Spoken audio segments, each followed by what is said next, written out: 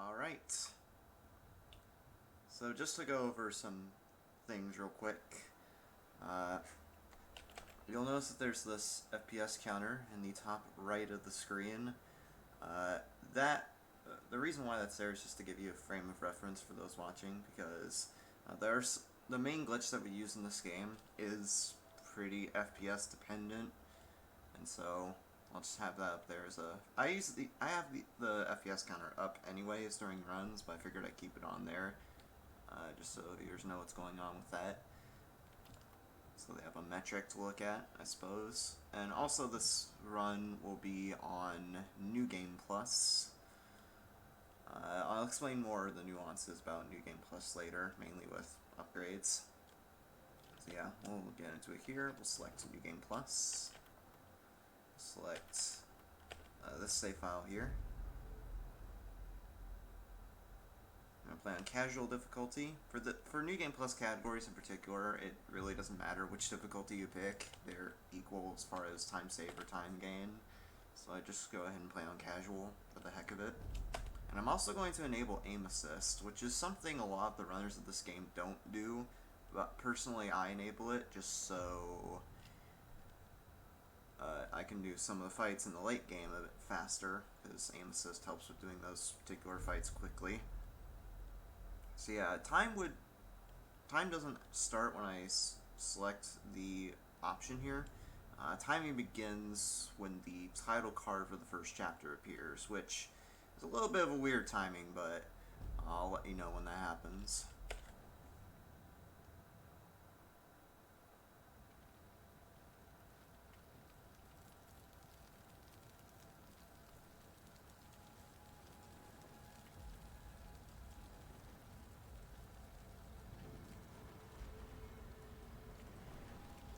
Alright, and go.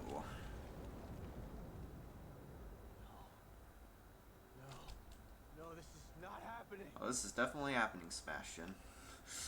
So anyway, we start off here in this dream sequence. Basically, we play as this guy named Sebastian.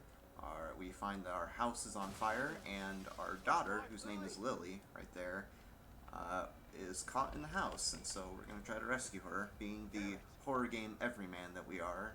And right away when I get into this house, you'll see some movement tech, because as you can see, the house is filled with smoke, and because the house is filled with smoke, the game forces you to walk through here. However, crouch walking in this game is faster than walking normally, so I'm just going to crouch walk through here. And because of one of the New Game Plus upgrades that I have equipped, I actually have faster movement speed while crouched, which saves even more time on top of the time save I'll get here from crouch walking. There's two different types of upgrades in this game, basically. There's upgrades for Sebastian and upgrades for weapons, and I'll go more into those later. Also, small time saver there where we interact with the door from around the corner. So Sebastian kind of warps towards the door, and it saves a bit of time. So we get rudely awakened from that dream sequence by Kidman here. Kidman is one of Sebastian's kind of companion characters from the first Evil Within. Before the events of the game even started, we suspect that our daughter was mysteriously killed. However, Kidman here tells us that that wasn't the case, and instead she was taken by Mobius to be part of this experiment called STEM. To give a point of comparison, STEM is basically this game's equivalent of the Matrix, where these people are hooked up to this machine, and it brings them to this alternate simulated world, kind of. In the first Evil Within, we were actually in STEM the entire time, involuntarily, and we just weren't aware of it until pretty much the very end of the game. But with this game, we'll be going into STEM voluntarily, in order to save our daughter. And kind of the other reason we're going into STEM as well is that, to be blunt, the STEM operation that's been going on before the plot of the game started kind of went to crap. And a lot of the Mobius soldiers that went in to try to fix the situation are trapped in STEM, so we're going to rescue those soldiers as well. Well, this first section of the game is pretty straightforward, and I mean that quite literally, because for the next minute here I'll be holding W and Shift. We got some nice opening credits though, and later on in this little bit or running through this blackness, we'll get a call back to the first Evil Within. I'm coming, Lily. So the reason I can hold W and shift throughout this entire section is I know. after this bit of dialogue here, the camera will automatically turn Sebastian left no matter which direction you're holding. No. I'll never accept it. You won't help me. I'll find out. So we can just hold forward here and not have to worry about doing precise inputs or anything like that. Also, this is the callback I was talking about, where we get shown the Beacon Mental Hospital, along with some dialogue. The Beacon Mental Hospital was where the intro chapter of the first Evil Within was. So yeah, what's happening now is we got transported into the STEM with the help of Kidman, and so we're trying to get out to the main, kind of the main hub of the game, which is Union, in order to find Lily. This is the office. This is where we would go to change costumes and look at some other bonus stuff, but obviously we're not going to worry about that. We have to trigger these 2 dialogue sequences to trigger the next chapter. So I'll be honest, the first couple of chapters in this game, and also the latter half of the game past chapter 10 or so, or chapter 9 or so, is pretty boring, because, especially with these first couple of chapters, there's not a whole lot we can really do to sequence break it or do glitches.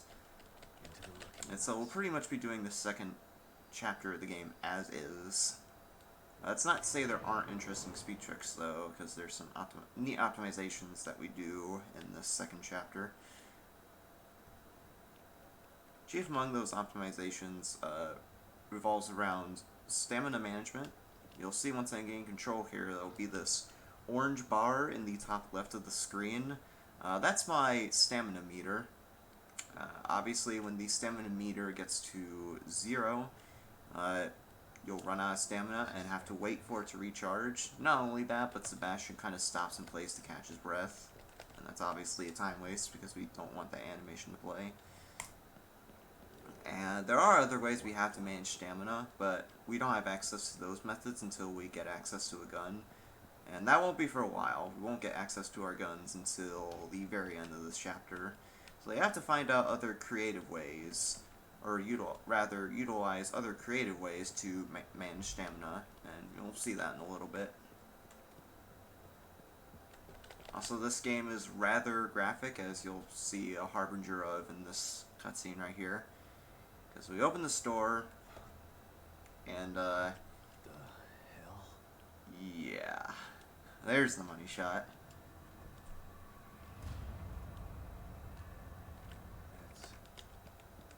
Hope you haven't gone to this game, hopefully anyone watching the stream isn't squeamish or anything, because there will be plenty more scenes like that. Someone tried to block the way out. So I mentioned that there's some optimizations that we do in this chapter revolving around managing your stamina. One technique that you can do that I'll be utilizing a little bit of in this run is what I call sprint staggering, where once the meter gets to a very low amount, I'll kind of press and let go of shift with a specific rhythm over and over, and that'll make it so the sprint bar kind of goes up and down like that, and that makes it so the stamina doesn't completely run out and stays at one spot.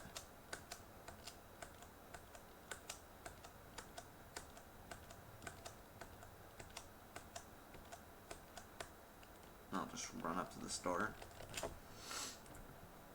Yeah, it's a spooky intro indeed. Appropriate since we're in the month of Halloween. Speaking of spooky cutscenes, this guy's gonna stab the other guy. And that's spooky enough, but I'm more spooked about how this painting just moves by itself. Right there. That's game physics for you. Plenty more where that came from in terms of wacky physics, as you'll see later. So that enemy right there, whose name is Stefano, he's pretty scary because if he detects you, he instant kills you. So I have to move that section right there really carefully in order to be sure that he doesn't hear me.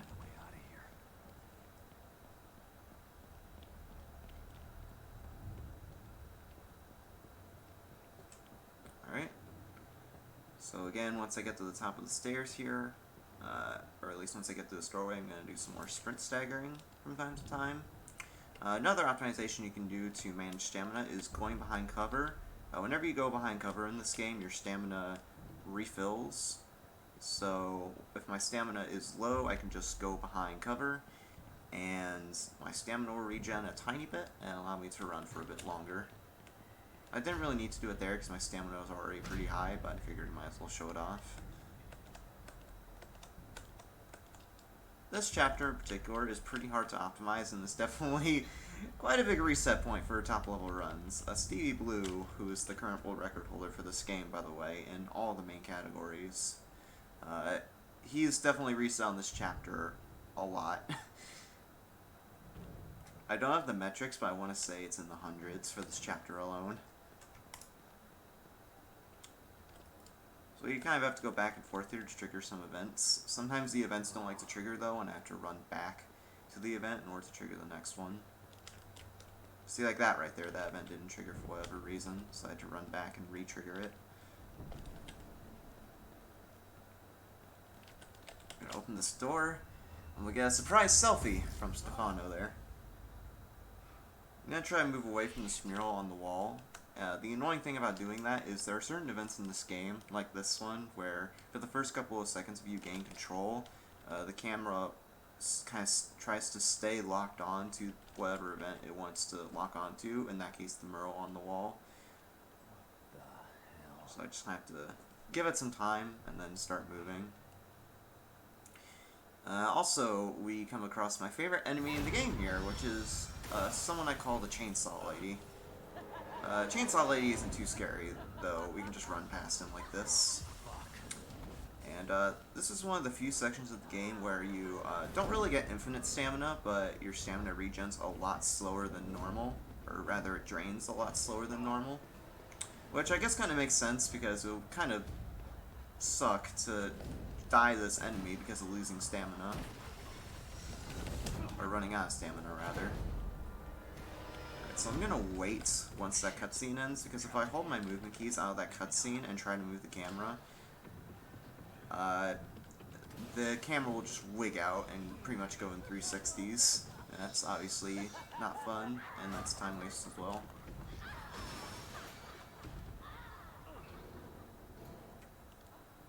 Sorry. Or rather, so, I'm gonna move backwards here in this vent. Because there would be that animation there where the Chainsaw Lady breaks through the crawl space with her chainsaw, and you'll kind of see that Sebastian fell backwards when that happened. By moving backwards in the vent, he did that. I ended up actually moving forward as a result of that animation happening. So not only do we save time from doing that, we also save health, because normally you take damage from that animation of the Chainsaw Lady breaking open the air vent.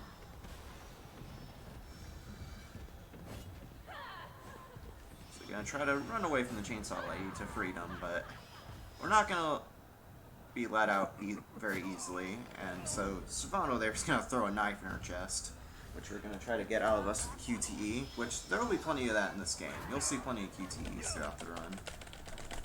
So I'm actually gonna do some dual wielding strats here, where I mash both the E button on my keyboard and the A button on my controller. That makes the QTE go by a tiny bit quicker. There will be plenty of other times in the run where I'll be using the controller, mainly for the aim assist strats that I talked about a bit ago. Alright, so, we're out of the boring part, finally, and we can actually get to the fun stuff. First, though, I'm going to have to equip some weapons here to get my initial loadout going. Alright, and I have quite a few weapons there because of New Game Plus upgrades. That's the gist of it. Now, I'll explain more about the weapons later, because we have a glitch coming up once I get out of the house here. And for those that haven't seen this run, you are in for a treat, because the main glitch that we use in this run is something. I'll kind of just let the glitch speak for itself and then explain it afterwards.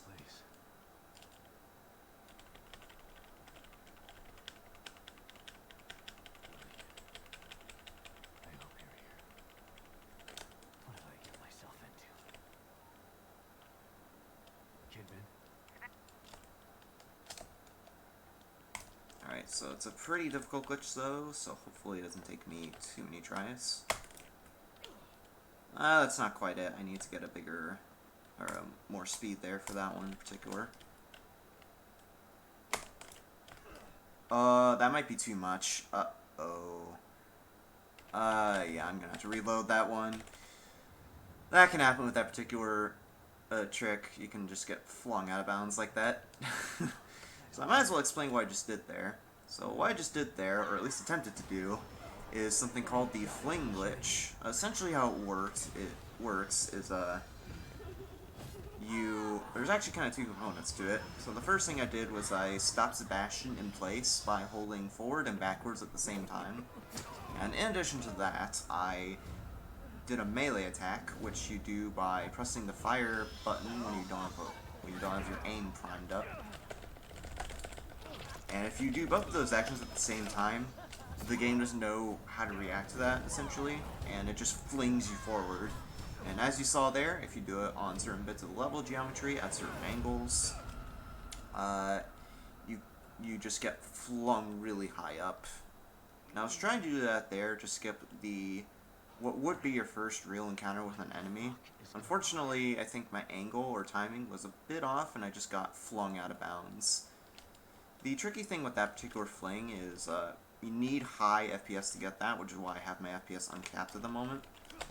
But at the same time, as you saw, uncapped FPS can just make you fly out of bounds due to the high amount of speed you get with uncapped FPS. And the reason I have my FPS uncapped is that for that particular fling, I need a lot of speed. Basically, the more FPS you have, the more speed you get whenever you do that fling glitch. And I needed a high enough speed there to get above those trees in order to skip the enemy encounter I just talked about. Fortunately, I missed it though, so I'm gonna give it one more shot. If I don't get it here, then I'll just do this section as normal. Not going for the fling only wastes about 50 seconds here. Alright, so second time's a charm. Am I right? Come on, give it to me. Ah, come on, really? Okay, you know what? I'm just gonna do this section as normal, because for some reason that fling is not working. Flinging that high up is not supposed to happen. You're supposed to just, like, fly a bit above the trees and then land on the other side. For some reason, I think my setup is a bit off, and I'm just getting flung out of bounds.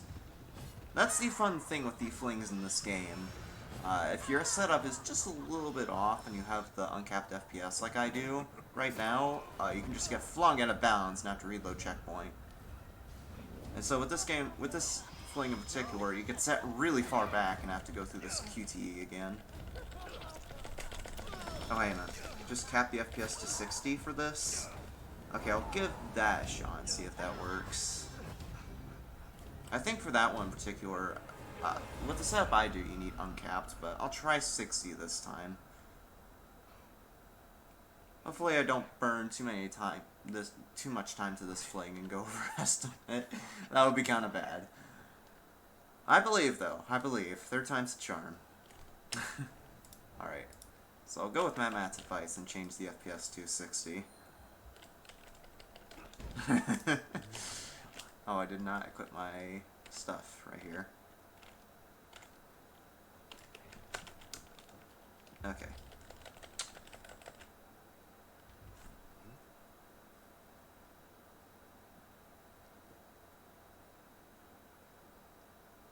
Where were you when I needed you? Yeah.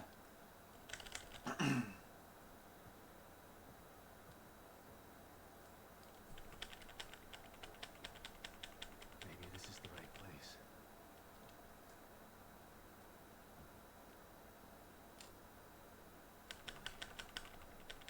I hope you're here. What did I get myself into? Kidman? Alright, so. Yeet! No, not quite.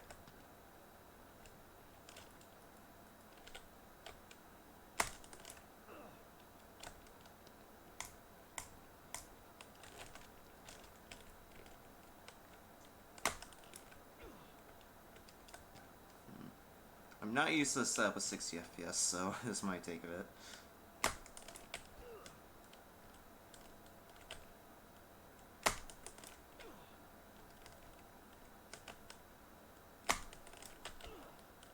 Oh, not quite.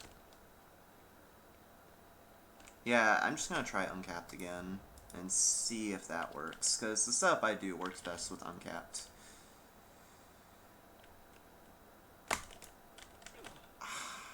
No! Okay, you know what? I'm just gonna do a section as normal. I'm not gonna bother losing more time to that. I don't know why, but my setup is just not working at all. Oh, you gotta be kidding me. Usually I don't have that much trouble with it. It's really unfortunate. This is not what I was expecting to lose time to at the very start, but you know what? I'll just roll with it. I'll roll with the punches. Yeah, it's pretty neat seeing him fly, though. That is true.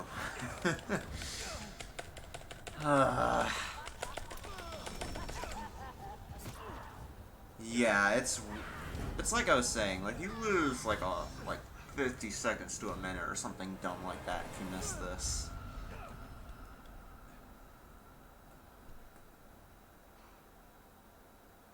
Yeah, marathon luck, I tell ya. Hopefully the rest of the flings don't go like that, because if that's the case, then we're gonna end up having problems. Now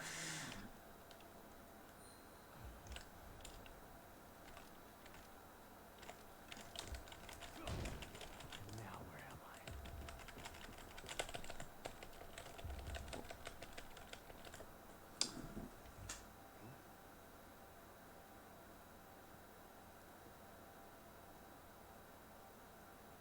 Where were you when I... Thankfully, my generous is pretty estimate, I want to say, so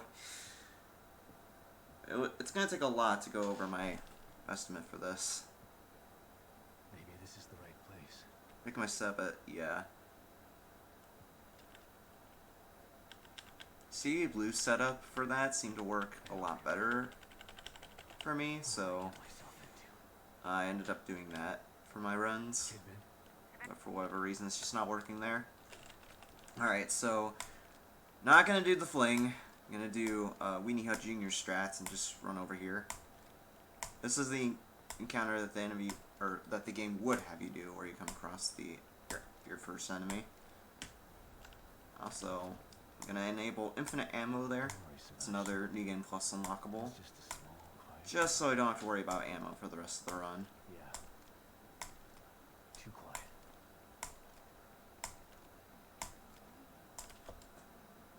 Hello? Also, that's the enemy we would have to kill, but we can just ignore her.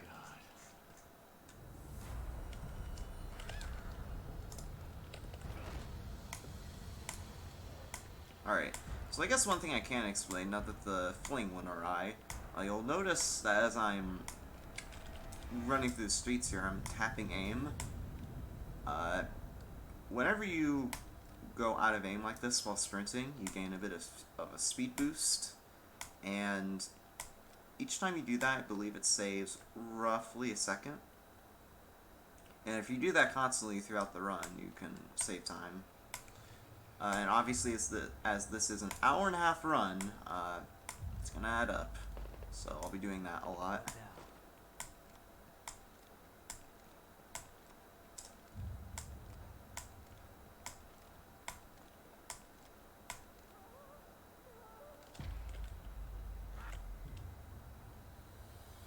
What's funny about this time loss happening is that my practice runs went exceedingly well. So, of course, the actual marathon performance would be a complete train wreck. It'll be fine, I think. We'll see. Oh,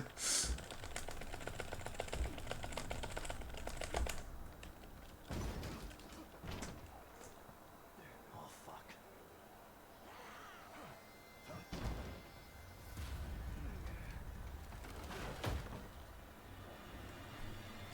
Alright. Hopefully that'll hold. Alright. We're gonna come across our first skippable cutscene here, or at least Don't come any closer. certain cutscenes like this. Okay, calm down. The amount of time it takes for the skip cutscene prompt to appear right there, it varies between PCs, and there's no real way to. We just basically count those loads out of the timing. Just to narrow computer differences. And that's also why we don't use the game time. This game actually has an in-game timer, by the way, but we don't use it just because it's not very accurate. Instead, we just use load removal.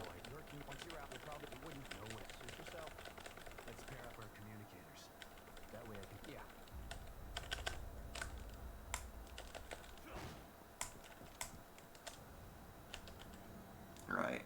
So we just had a conversation with O'Neill there. He says that we can find our daughter by tracking her signal around town with our communicator.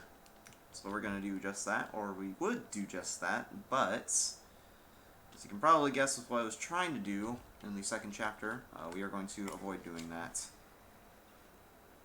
First we have to use this communicator to find Lily's signal here, and we can actually progress with the chapter. Looks pretty far away. And I'm going to do some target practice on these windows.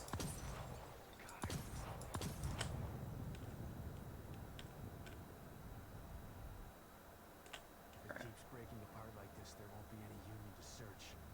I gotta try to find that signal. Alright, so normally we'd have to track Lily's signal around town and eventually we'd end up at this warehouse, but that's obviously kind of slow, and in fact it takes 15 minutes to do so, so instead we're going to do this, which hopefully doesn't take too long.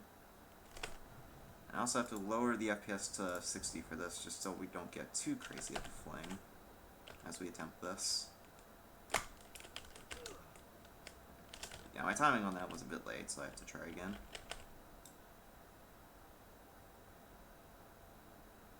Not only does it have a fairly particular setup, it also requires a fairly particular timing. So the setup is very delicate, to say the least.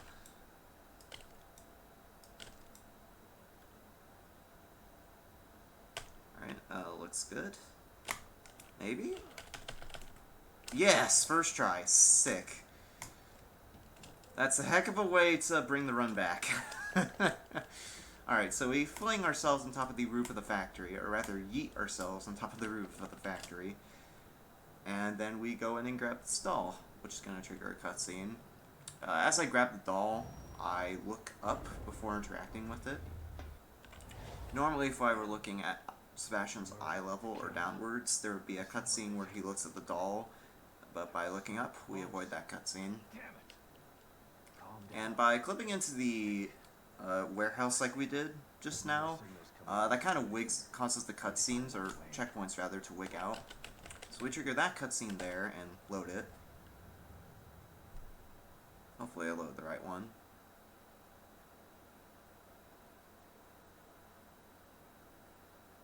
Alright, and then another cutscene triggers immediately, or checkpoint rather, triggers immediately afterwards.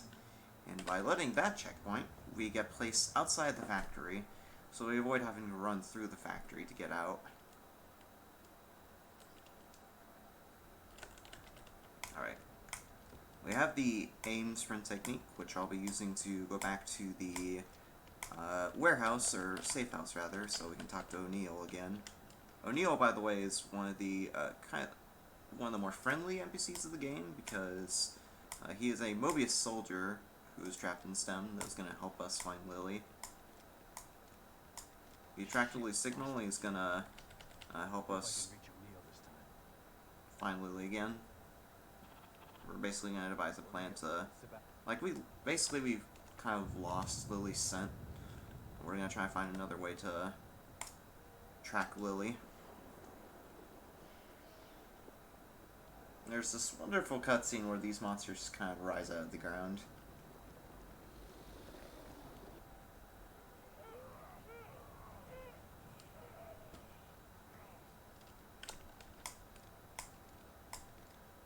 Yeah, we'll do some aim sprinting to get back to the safe house.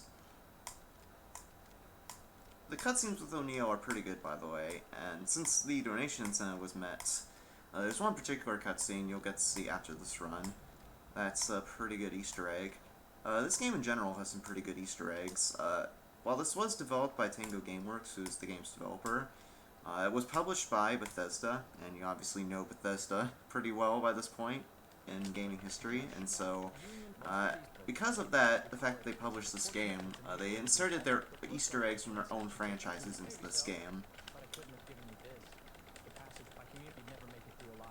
And there's one particular cutscene that's really good, that again you'll get to see after this run.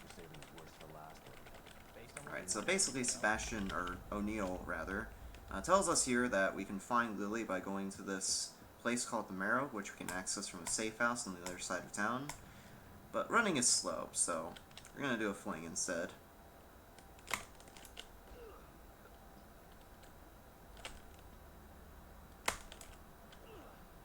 You basically want to do the fling as soon as you touch the rock here. Unfortunately, I'm kind of mistiming it.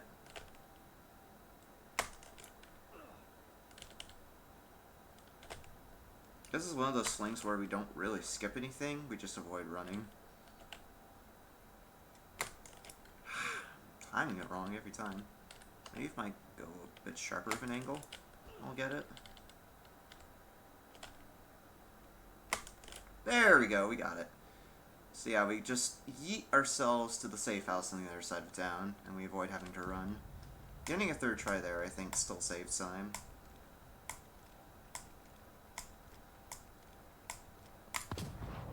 So I'm going to shoot that enemy there from afar. We want to avoid getting near that enemy, because if you get close to that enemy and aggro it, it screams, and when it screams, it drains your stamina to 0, and we obviously don't want that.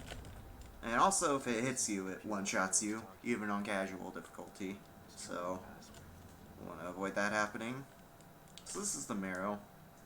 This is what we're going to use to access the different hubs later in the game for the different chapters we have to go through. And this particular Marrow section we'll be going through is pretty skip-heavy. There's a lot of cool glitches that we'll be using to skip things. One of which you'll see once I get out of this room.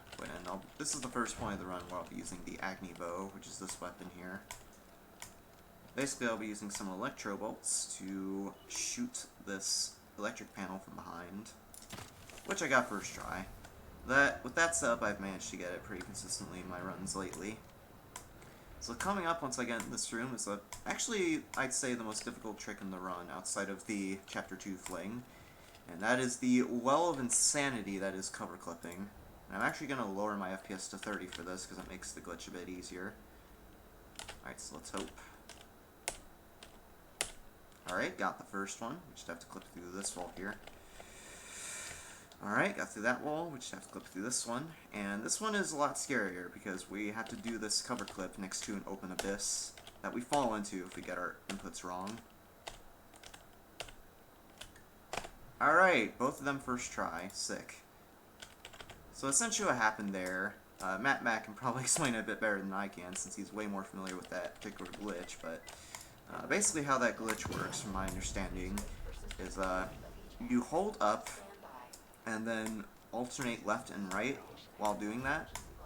And by doing that, you kind of store the action of Sebastian moving around the corner while behind cover. And if you time your left-right inputs right, you'll do the move around corner action, but on the opposite side of where you're supposed to be able to move around the corner, and end up clipping into whatever you moved around the corner on. And in that case, I clipped into the barrels and into the wall afterwards. And that allowed me to skip that arena fight there, which saves time. I'm not sure how much, but I want to say around 30 seconds to a minute-ish.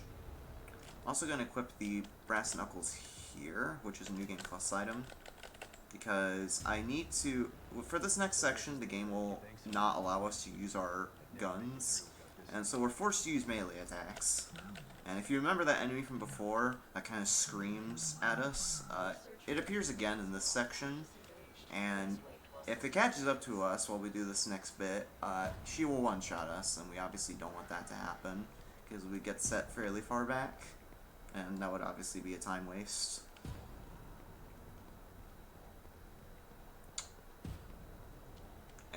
You'll notice that the area was deloaded for a moment.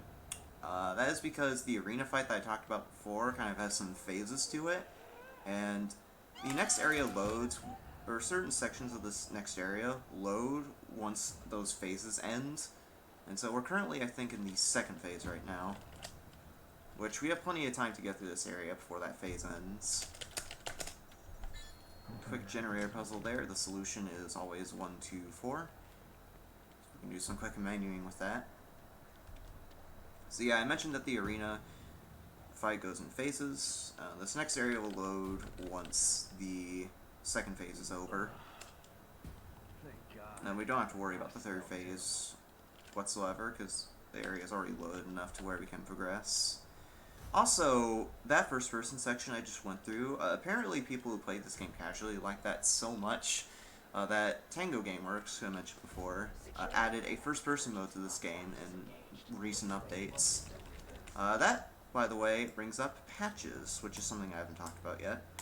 So for this run, for any percent in particular, we play on patch 1.02, mainly for the fact that the auto splitter for this game only works on patch 1.02, but also because the fling glitch that I've been doing so far is patched on the more recent versions of the game. So for glitch categories, we play on 1.02.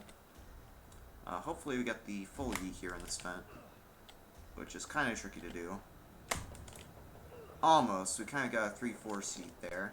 So sometimes whenever I go through that vent, I try to go for what I call the full yeet, where I do a zip or fling in that vent, and if I get it right, instead of going partway through the vent like you saw there, Sebastian will instead just end up all the way on the other side of that crawl space, and just completely avoid it.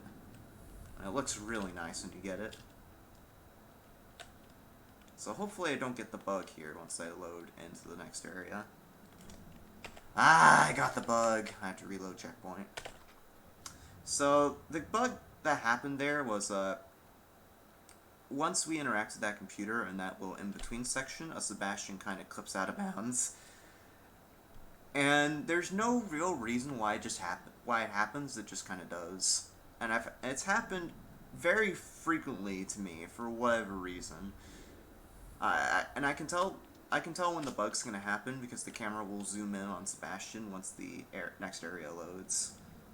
So I needed to go back and forth in that in-between area, so this next area loads properly, so I can do this skip, which is a pretty simple fling to get through this door. So hopefully we get a first try. Second try, maybe? There we go. So we just yeet ourselves through that door, and we end up skipping Chapter 5. Normally in Chapter 5 there'd be another section of Union that we'd have to go to, where we do a boss fight in order to enable this thing called the Stable Field Emitter, and then once we do that, we'd run back to the Marrow, but doing intended stuff is slow, as you might imagine, so we're just gonna skip that instead. So coming up, once I get to the bottom of these stairs, is another cover clip, and thankfully the last cover clip that we do in the run. This one in particular is kind of devastating to miss, because it sets you about 50 seconds to a minute back. So hopefully we don't get soft locked. Pretty please. Alright, sick. We actually got through that wall really fast. So what can happen there if you do that cover clip wrong is you get stuck in that wall I was clipping through with no real way to get out. And it's really upsetting when that happens, because as I said, you lose a minute if that time loss occurs. So you'll notice as I was going through that goo texture there that I was tapping aim a lot more frequently than with my previous aim sprints. I'll get to that in a moment, but first we have this enemy right here that we have to deal with. And this is the first point of the run where aim assist gets used, because this enemy moves around a lot, and so it's kind of tricky to aim at him and shoot him. Thankfully with the auto aim, we just lock onto his head, shoot him twice, and he's down. Alright, so I mentioned that for certain textures you have to kind of do aim sprints more frequently. Basically with textures like that goo there and stairs, you have to tap aim a bit more frequently than if you were just running on the ground like this. Looks like someone's enjoying the show. you still have to use a fairly specific rhythm in order to get the most out of the speed boost from that, though. So I'm going to do another fling through this door. By doing that, we skip a cutscene where we meet a character named Hoffman, who is another one of the Mobius soldiers trapped in stone. Basically, with her, we talk about Stefano, who we met before. We suspect that Stefano, at this point, has kidnapped our daughter, and we try to devise a plan alongside Hoffman in order to figure out how to get to Stefano and get Lily in order to rescue her. And the plan that we end up devising is to destroy what means the most to him. And what means most to him is that since Stefano is an artist, oddly enough, there are some paintings covering the entrance to the theater, which is where Lily is, or at least where we think she is. And so the objective of this chapter is normally to destroy those paintings before we go in the theater. I'm gonna kill this enemy real quick. Normally the objective of this chapter would be to destroy those paintings. Those right there are the paintings, by the way. As you can probably guess, though, we are going to avoid doing that, since doing intended stuff is slow.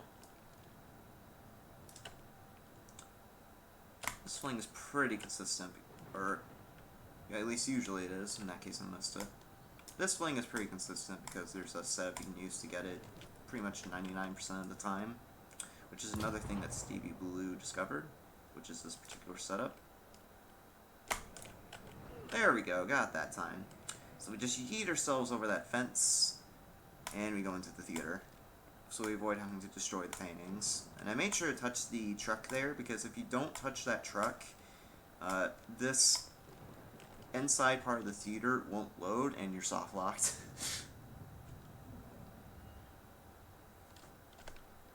I actually just managed to glot that segment right there, which is really nice. That went pretty well.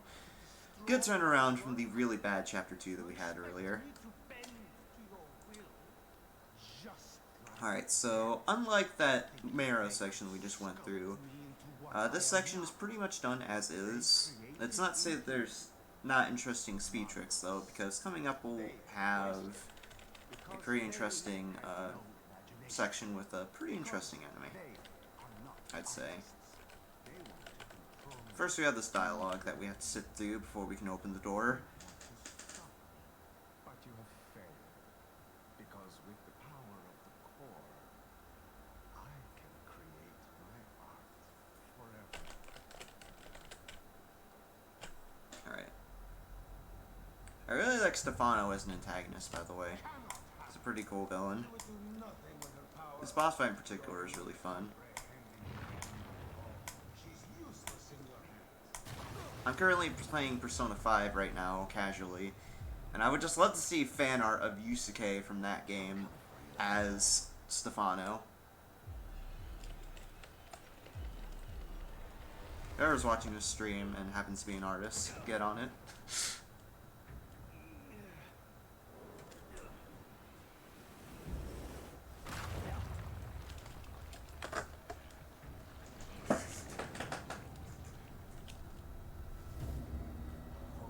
Alright, so there's that big eye there that we have to avoid. The main problem point with him is there's this blue ray of light that he shoots out. If we're in that blue light for too long, we die. And so a lot of this section is just avoiding the eye. And if you know when the cycles are going to happen, you can just run ahead of the eye. For this third part, though, we have to wait behind the eye and wait until it comes back. We technically could run over to that ledge, but doing so was quite risky. So I'm just gonna wait for the eye to move over.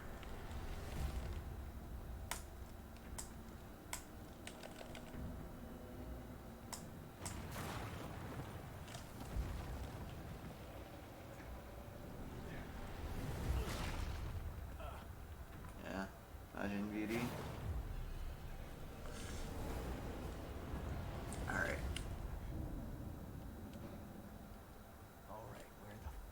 Alright.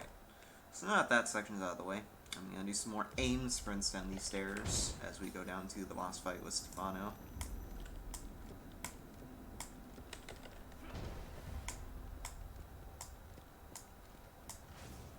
Come along. I'm waiting.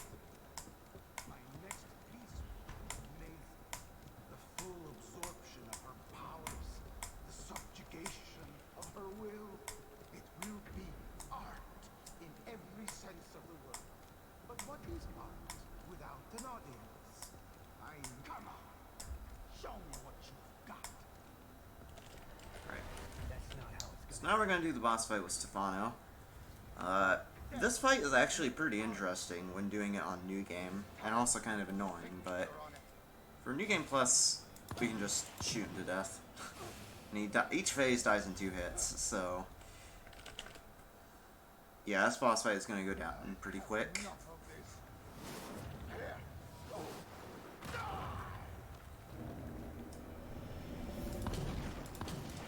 So yeah, there he goes. Kind of annoying boss in New Game, but a giant pushover in New Game Plus. And we see this eye dramatically fall to the ground, into the abyss. Yeah. Exactly, that was easy. Cue the "that was easy" button.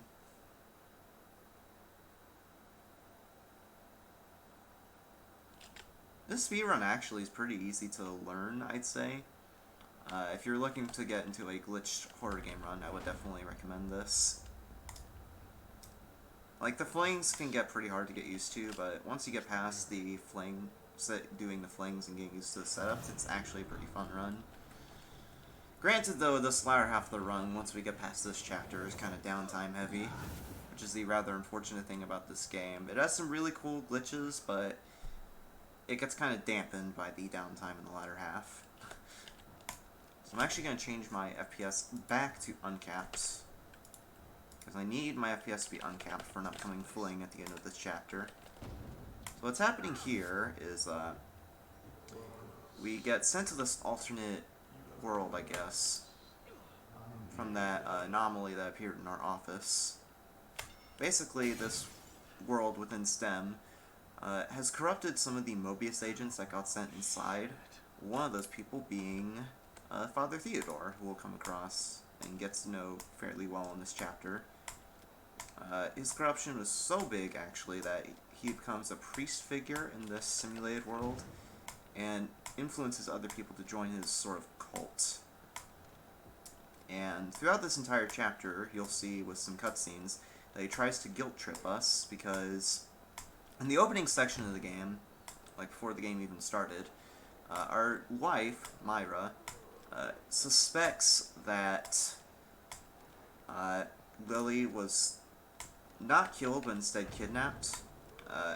Sebastian doesn't believe her, though, and dismisses her claim, and causes his whole family to get mixed up in this mess. We'll come across Myra later in the game with a pretty interesting boss fight. Also, did I mention that the last chapter was a gold? Because I'm a literal god. Alright, anyway, I'm going to bring out the Agni Bow here, because I'm going to use some smoke grenades to take care of these zombies. First I'm going to shoot a gas grenade there, and then there.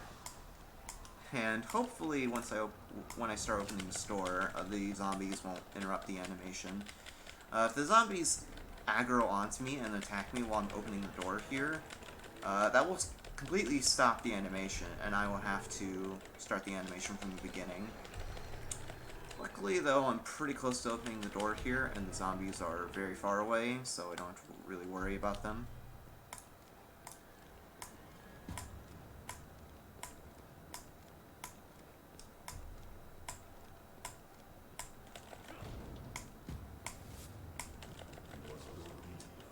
So there's a lot of color filters that the game throws on the screen when Theodore's talking to us.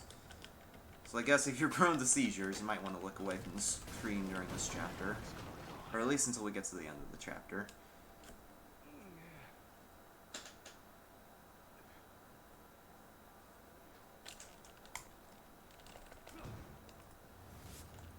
Alright, so we have to walk up to Theodore here to trigger an event where he throws us down this hallway. We can get there a bit quicker with some flings. Like so.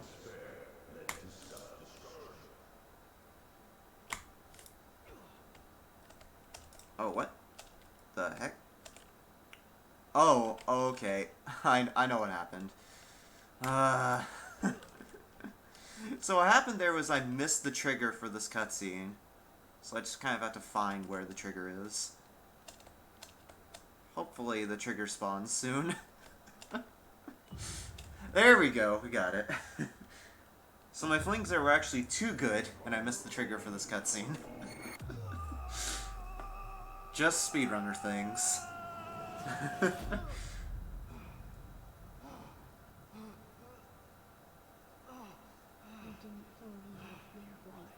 So yeah, going back to the plot points that I talked about before, this cutscene is kind of just reiterating that fact in a pretty straightforward way. Because of you.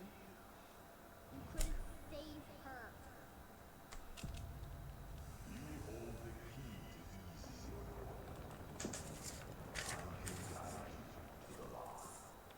Who are you? What do you want with me? So yeah, I've explained the plot before about Sebastian initially denying Myra's claims. Theodore, who I just talked about, is kind of guilt-tripping us about that, which would be a common theme throughout the latter half of the game here. Is that Lily?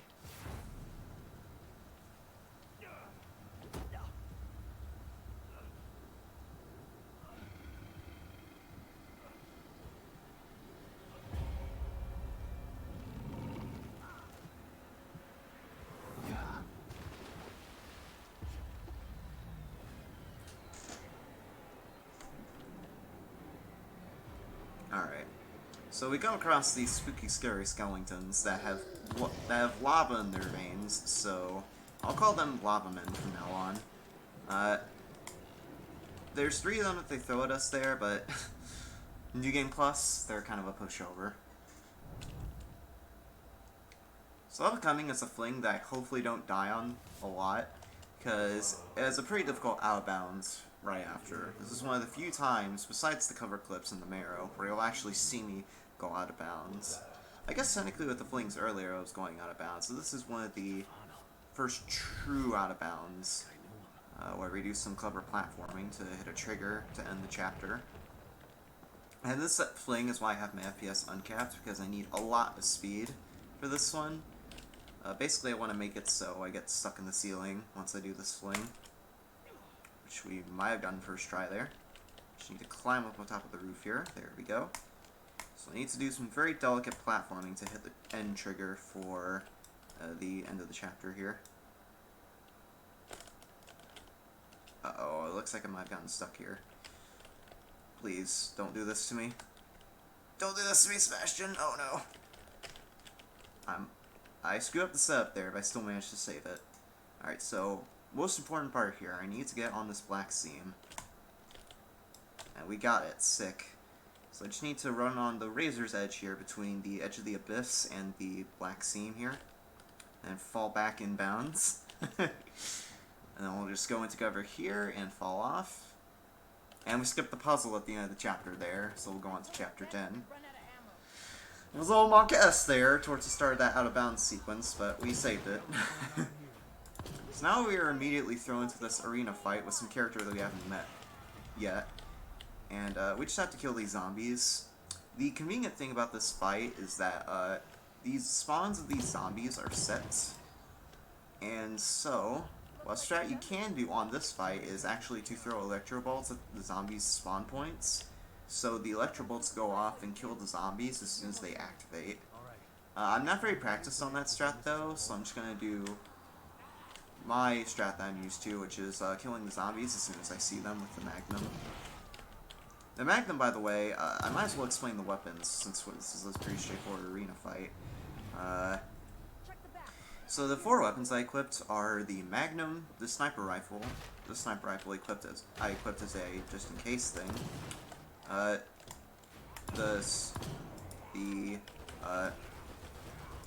forgot the name of the item, but the healing item just for safety.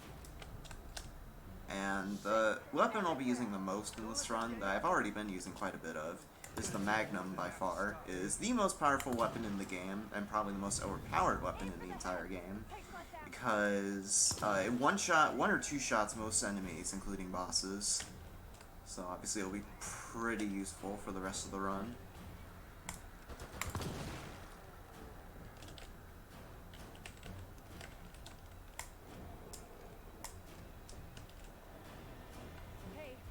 Alright, so once you killed enough enemies, this enemy will spawn, which I don't really know the name for, so for all intents and purposes, we'll just call them asphyxias, because they look like asphyxia from Silent Hill Homecoming. We just have to shoot them twice in order to actually kill them. So I'm going to go up to this thing, and then heal while we wait for this NPC to walk over to us. We have to wait for that line of dialogue before she walks over, and sometimes she takes a few seconds to walk over to us. Torres, we're already at the point we need to be. Stop nagging us. So this is Torres, by the way. This is the character we just met in this fight sequence, or that arena fight, rather. She is another Mobius soldier who got trapped in STEM. We can talk on the way there. Basically, we've met up with her in order to figure out a way to get to Theodore, after our initial attempts to get to Theodore failed. And, the method that, in order to discuss our methods of, or plan to get to Theodore, we have to find a way to get to her safe house. We're gonna find out here that the way is blocked though, so we're gonna have to take an alternate path. This is kind of the optimization that we do in this section, where we go to here, so she sees that the path is blocked. We'll know that she's looked at the blocked off path, because she'll say that line of dialogue there. And so we go ahead and take the side path. So that out of bounds I just did in Chapter 9, that is the last real glitch of the run. I'll be doing some flings here and there for movement optimizations for the rest of the run, but for the most part, there's not really any big glitches or skips in this latter half. Which I kind of mentioned before, I think, is the big drawback of this run for me. It's really a fun run to do, really it is, but the latter half of the game is dragged down by the fact that there's a lot of downtime.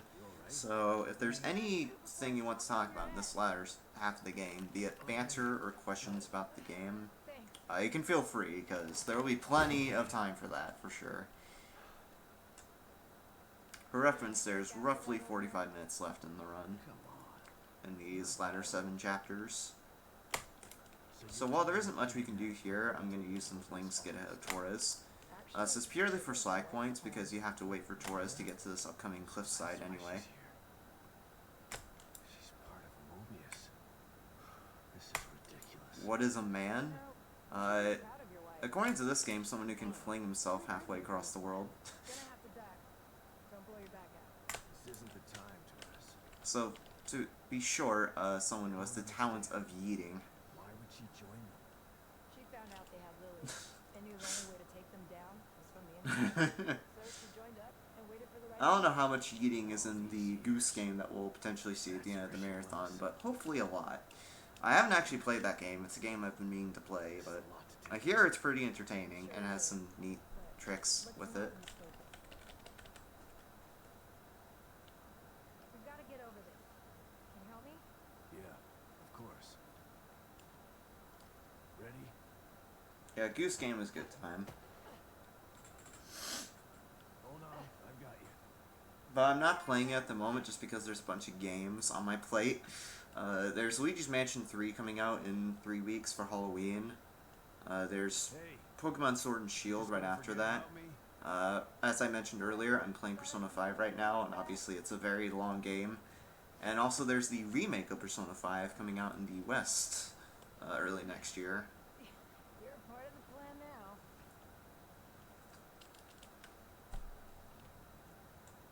Yeah, there's so many good games coming out in early 2020, it's ridiculous. Like, there's Persona 5 Royale, but also there's Watch Dogs Legion, which I've been playing the first Watch Dogs recently, and it's a pretty good game series. I'm trying to think of what other games are coming out early 2020. Oh yeah, Final Fantasy VII Remake is a good one. he doesn't want to save Lily. He wants her for himself. I'm not too into the Final Fantasy series in general, so I don't think I'll play that, but it's definitely nice to know that game has a release How's date. this whole thing supposed to go?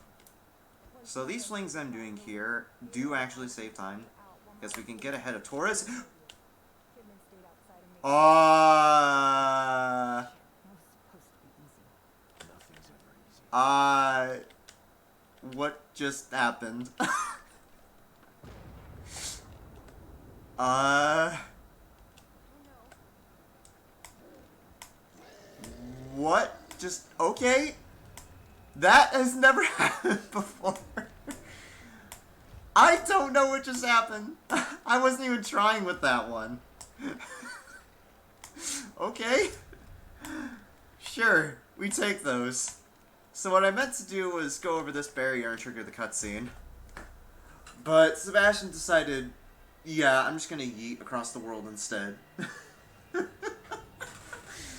Ah, man, this game, man.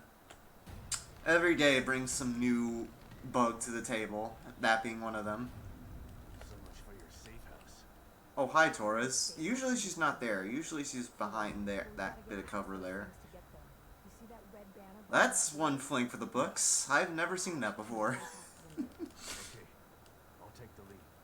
Stay low and keep behind me. Alright, so what's supposed to happen here, which you'll see me do, is we come across Torres' safe house, but unfortunately it's infested by these lava men, which we are going to shoot. Gonna do some swag shots on those two lava monsters that are far away. I clear those monsters there just because it clears the way for Torres as she runs over to the safe house. I'm curious, actually. What if you fling over here to the safe hatch, and if Torres will actually run over to you? Dude, coming up with speed strats on the fly. Discovering new glitches live is essentially this run at this point.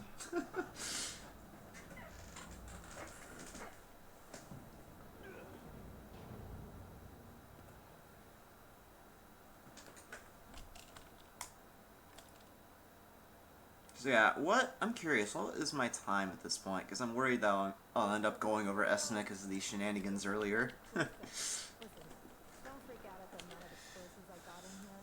Because right now my timer is like 5.5 minutes behind PB pace. So what are we gonna do about the little one? I don't know. His hot should be. What? Yeah, she's hot. He'll like it. So Yeah. how are you gonna... Don't know, but I bet. Right.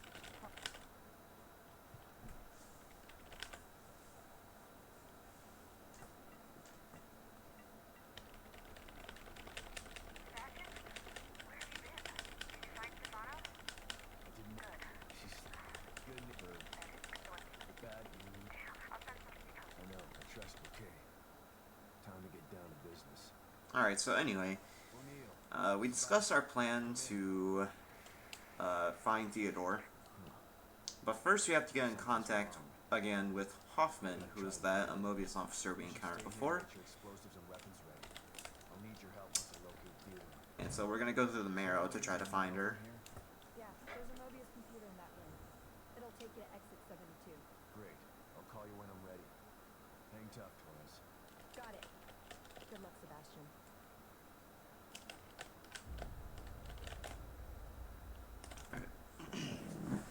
Let's hope the marrow is still there.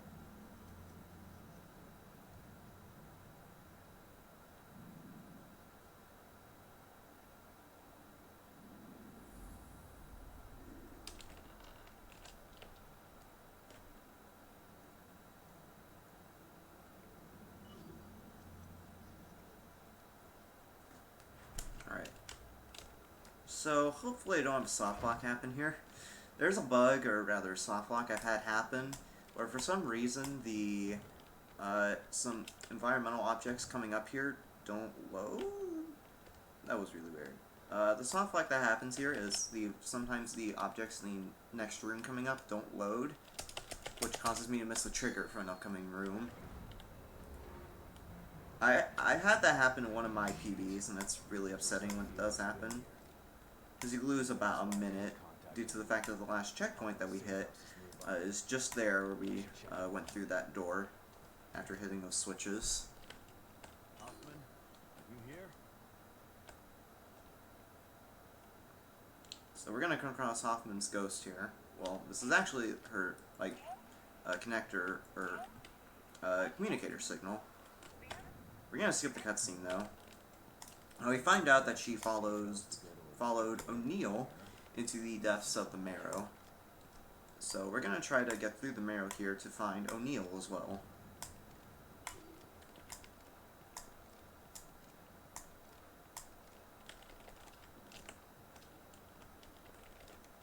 So we just have to take this elevator up.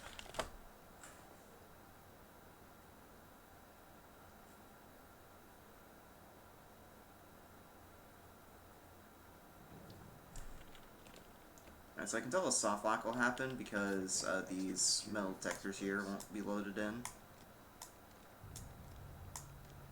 Very nice hallway here with some white marble tiles. This game has some pretty good scenery overall.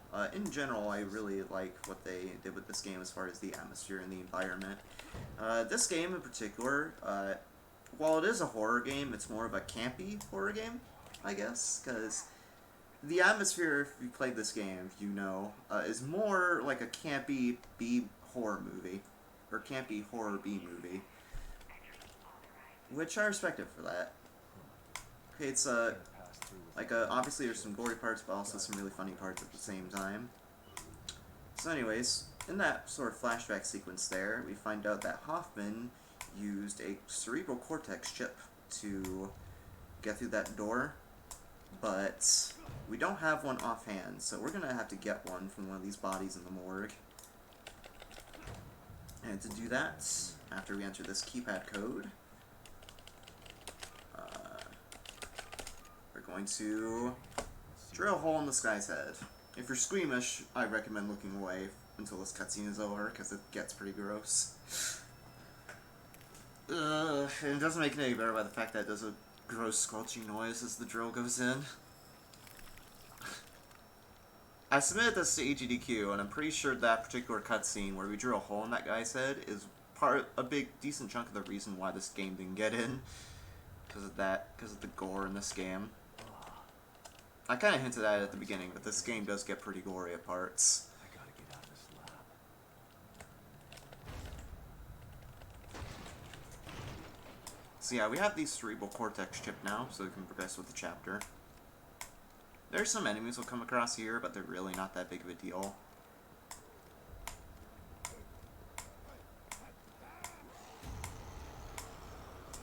Just came back to a drill on the head, yeah.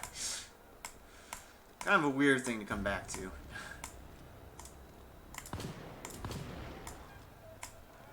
I'm gonna activate this door first, and then shoot this enemy. I shot this enemy first, because it's the same enemy as before, where it screams at you and then drains your stamina and can also one-shot you. About time. Hope I can still catch up Hoffman and O'Neill. So yeah, we're gonna run through the marrow some more.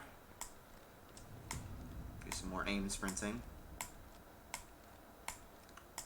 Hear some noise across on the other side of the store, so we're gonna open it and we enter a boss fight. Like with the other boss fights, it's going to go down within a couple of shots. And we find out in a very surprise reveal that the boss is O'Neill. Who could have guessed? O'Neill is under the corruption of STEM, so we're going to have to kill him. And there he goes. He goes down in 5 shots in each phase, roughly. You have to be sure that you kind of pace out your shots there, because O'Neill does have iframes after each shot. So if you shoot him just constantly there, that's not optimal. I haven't figured out the exact window for the iframes though, so I just go ahead and shoot him constantly on both phases. You can use some flanks here to get ahead of Hoffman, but it doesn't really save too much time. It just looks cool, so I decided to do it. We'll do that to everybody in here if we have to. We'll tear this place apart to get his hands on her. We can't let that happen. So we come across the stable field emitter, or at least another stable field emitter. This is much like the one we would encounter in Chapter 5 that we skipped earlier. But unlike the previous one where we reactivated the stable field emitter, we're going to destroy this one. And Hell of a lot like the stable field. we are going to explode this one sky high. Anything we can do to get rid of this. And I know just how Anything we can do. it's me. we're gonna enlist the help of Torres to use her explosives to take care of it.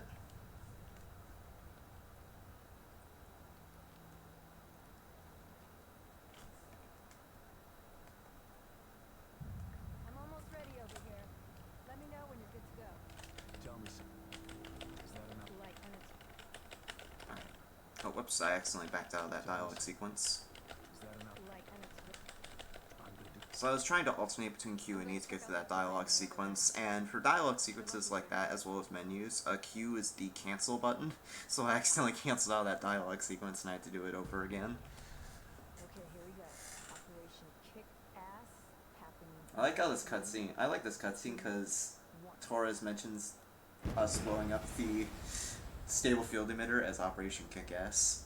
Going back to what I was talking about this game very much being like a campy horror B movie. Torres? Where'd you... So we destroy the stable field emitter, and somehow that transports us into this void of nothingness, which is where the next chapter of the game will be. There's an annoying soft lock in this first part of the chapter that hopefully I'll be able to avoid. Basically, if you remember from before, kind of like the gate in Chapter 9, there is another gate I'm going to have to open here. And before I open the gate, I want to be sure that I take care of some enemies that are nearby. Otherwise, if they interrupt the animation in the midst of it happening by hitting me, I'll potentially get soft locked, which hopefully we won't see. There's one more enemy, I think, right there, and we should be fine for now. Yeah, all the enemies are dead, so I'm pretty sure we're good. So the soft lock that happens is, sometimes if an enemy hits you while you're doing this QTE, where you turn this valve, your prompt will get stuck on the screen for the QTE, and you won't really be able to do anything else, because you won't be able to interact with objects in order to start the QTE over again. So this part of the chapter is very much point A to point B kind of stuff, in terms of navigation. First we have to go through that gate to get to this room to pick up another doll. This event where we slow walk towards it, we can't avoid. Unlike the look up trick that we did in the warehouse. Mom never gave up. Not like you. She tried to tell you. But you were too stupid to listen. No. No, this isn't right. So now we got that cutscene after interacting with that teddy bear, we'll have to run to the other end of this void-like area in order to get down some stairs that will lead us to the next part of the chapter. Anything about me?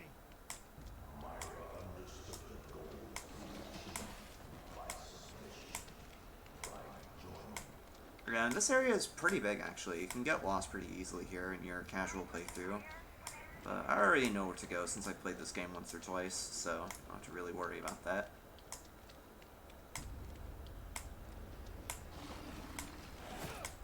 There's some more asphyxias there, but we can just ignore them. They hardly do any damage to us. And even if we do end up taking much damage, we can just heal with some syringes. And I also have plenty of medkits in my inventory as well. So we really don't have to worry about damage in this run.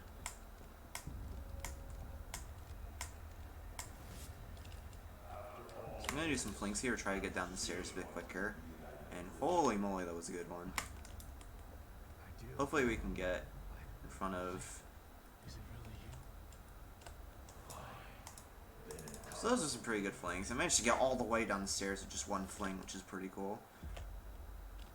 So we finally get out of that kind of nightmare world, and Torres, being the heroine that she is, Come on, man. she is going to try to drag us back to her safe house. Unfortunately, we get in a bit of a snag, and she's gonna try to fight these zombies for us in order to defend us. But these zombies she's fighting turn out to be a bit more than she can chew. So the zombies get a hold of her here and gravely injure her. As a result of that exchange, we get knocked unconscious. and come upon another dream sequence. Oh, once we get this cutscene where she dramatically says her lines of dialogue here. You gotta give that son of a bitch some payback. Oh, we'll be sure to, Torres. Don't you worry about it. Are you alright? You've been working too hard. It's making you delirious. I just checked OBS. I apparently have dropped 0 frames. It's heckin' nice. When I tested my stream the other day, I dropped like 500 frames, so it's good to see that I'm dropping 0. And we're like 2/3 of the way through the run, so that's really nice to see. How did I? So this is another section of the game where the game forces us to walk. So obviously I'm going to crouch walk as I move through the house here. Kind of like the void area we just went through. This section is, again, point A to point B. We have to go downstairs here to find a note in the kitchen that will trigger a cutscene. Also, Lily just spawns in out of nowhere right there. And we interact with a note, which triggers an event that will prompt us to open the door and at the front end of our house, and that'll get us out of this dream sequence here. Sounded so crazy at the time. I should have believed her.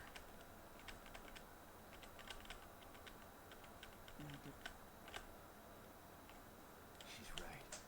So I kind of mentioned before that Theodore is kind of guilt-tripping us Theodore uses my own guilt against and using, as Sebastian says, his own guilt against him because of what I talked about before, where Sebastian denied Myra's claims about I didn't start any of this. Myra or Lily being kidnapped. And God help anybody that stands in my way. So we kind of, we wake up out of the dream sequence and we find out something rather unfortunate has happened, which What? Torres died in the fight with the zombies from earlier. So we get this rather dramatic cutscene where we try to rationalize the fact that we didn't actually kill her and it was the zombies that killed her. Also, F's in chat for Torres. She brought you here. RIP.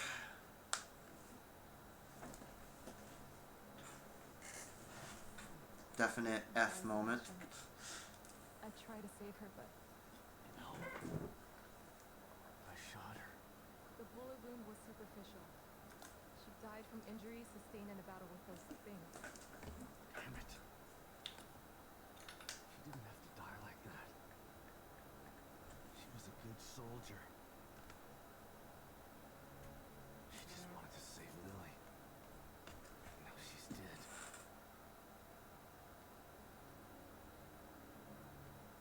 It's all my fault. Again. No, Sebastian. It's not your fault.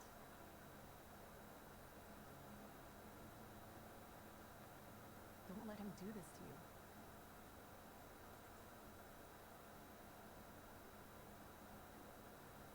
You're right. That goddamn son of a bitch. This is what he wants. Trying to make me feel guilty. But he's the one who did this. Not me. He's the guilty one. Okay. That's not a problem. I put the Theodores at its service. Yep. I think that's my Finally out of that cutscene. I'll go. Okay.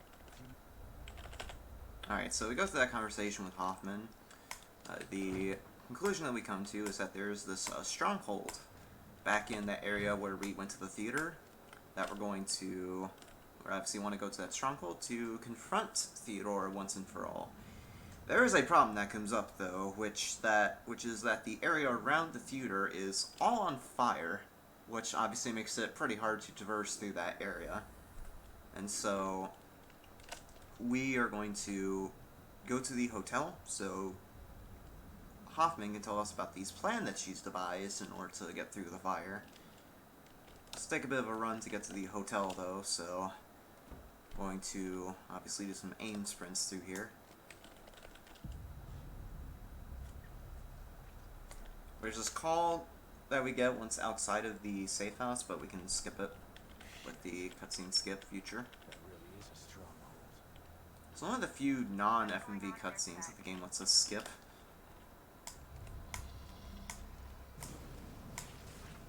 So there's actually a certain path that we take to get to the theater. First we run to the left of this building where that guy is kind of hanging on the side. And we just run to the hotel this way with some aim sprinting. Occasionally we'll come across some enemies, and some of those tentacles that we encountered before in Chapter 8 will appear, but we don't have to worry about that. Because with the path that we take, we completely avoid them. And we can pretty easily outrun these enemies with aim sprinting.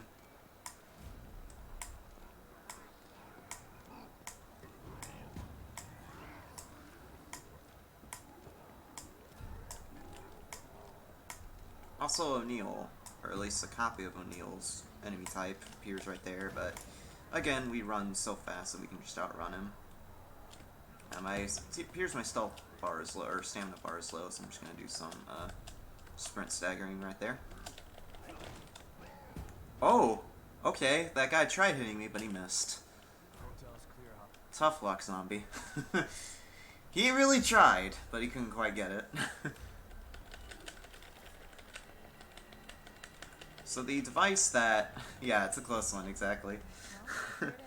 So what Hoffman shows us here is a device that, once we activate it, will repel the fire and allow us to walk up to Theodore's stronghold.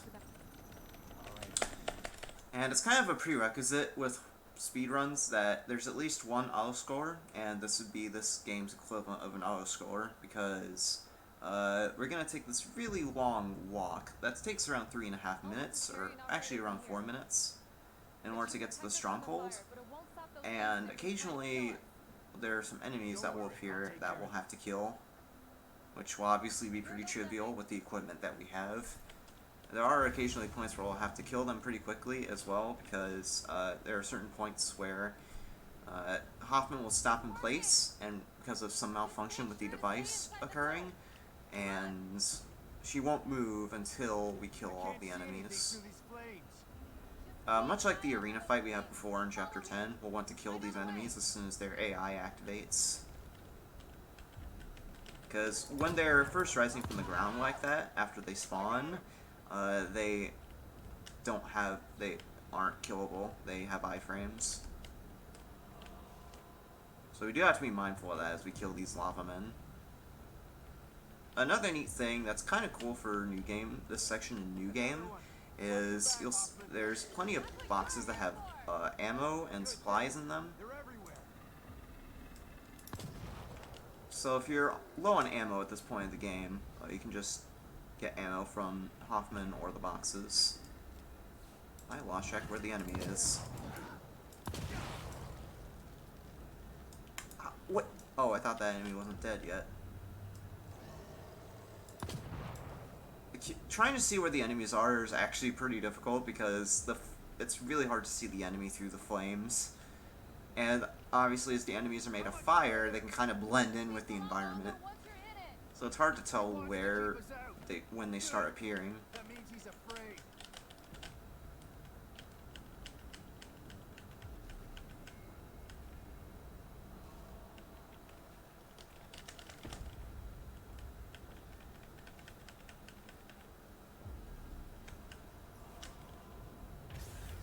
Don't stop now. We're almost there. Hold on! There's something wrong with the stabilizer! Can you fix it? This is one of those points where, like I was talking about, Hoffman stops in place until we kill these enemies.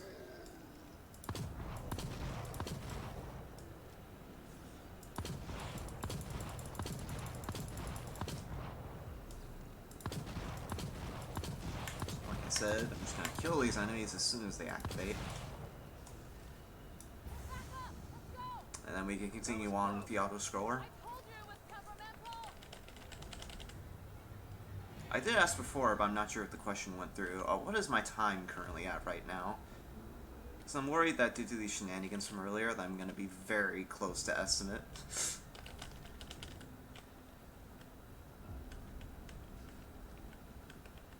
Are you regretting this yet? I'd check the stream right now, but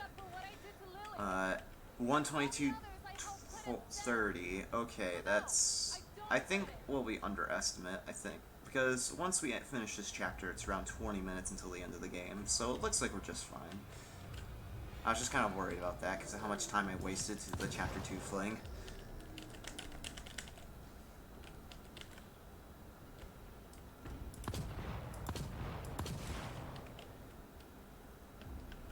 Oh yeah, heck the estimate. Ignore it.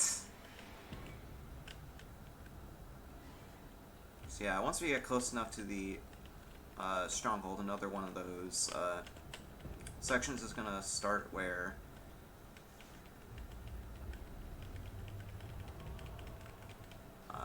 she stops in place until we kill the enemies. Thanks, Silent Birthday. Hoffman, what's happening? Failing again! Hold on! So yeah, like before, I'm just gonna kill the enemies as soon as they activate. Which, again, is pretty trivial with the Magnum. Okay, that enemy snuck in. See, that's what I was talking about, where it's hard to see the enemies through the fire. In fact, another one just snuck on me right there. So yeah, we skipped the cutscene, but unfortunately Hoffman dies to the lava monsters there. Another Mobius soldier lost a stem, but we're just gonna press on. I can use some flings here to get ahead before the title card for the chapter appears. Hopefully I get some. Okay, we got some pretty good ones right there. Let's see if we can get some more. I'm the only one left, but he's not gonna stop me. That was a decent one right there. We got close to the pew at the end here, at least. Yeah, F to another lost Mobius soldier. So the idea behind this chapter is we're going to try to confront Theodore once and for all. Before we get to him, though, he's not going to make it easy for us, so we have to climb this really long tower to get to him. Yeah, but this time it's different. And if you ever played the first Evil Within, or at least know the boss fights from that game, there will be a boss fight at the end of this chapter, and if you, like I said, if you played Evil Within 1, the boss fight at the end of this chapter will look very familiar. It's another callback that this game does to the first Evil Within. Which, by the way, I haven't played the first Evil Within extensively, but I can tell you it's not nearly as good as this game. It definitely has its kinks, but it's still an enjoyable game in my opinion. I want to speedrun that game at some point as well, when I find the time to do it.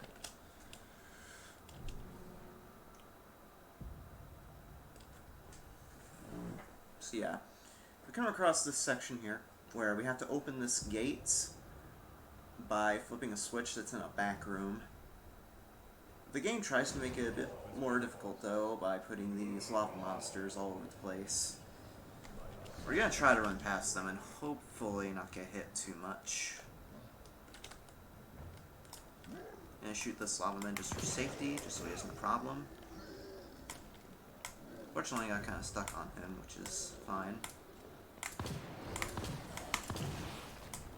One movement optimization that you can do is you notice occasionally while I do the aim sprinting technique that I will aim, and in that short amount of time where you tap the aim button, you can also click the aim button or shoot button right after to shoot any enemy that's in your way.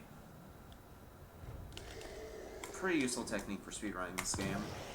Like right there is another quick shot. Well, there's a guy camping right there just outside the doorway, but we don't really have to worry about him.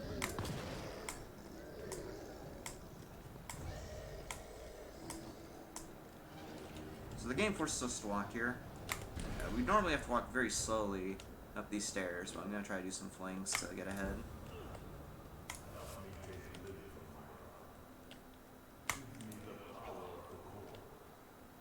Why does everyone want to control Union? It's not even real. These swings don't really save time, I just do them for strike points pretty much.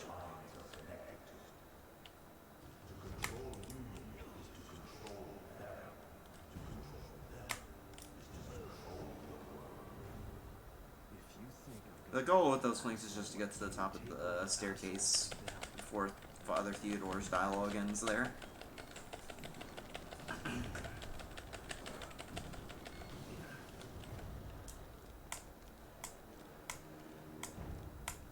So in order to get up the tower, we have to hit some valves and also shoot some switches in order to get rid of these fire barriers. Right here, once I get in this room, let's shoot down this fire barrier by shooting that switch. There's some enemies right here. Hopefully they don't hit me while I open this fire gate right here. Looks like the animation went through before they hit me though, so we're fine. And even if they interrupt the animation there, the animation still plays even after you get hit off the switch. So we don't really have to worry about the enemies hitting us there. Hopefully they aren't a problem when I do this switch though. Looks like they're pretty far away, so they shouldn't hit me.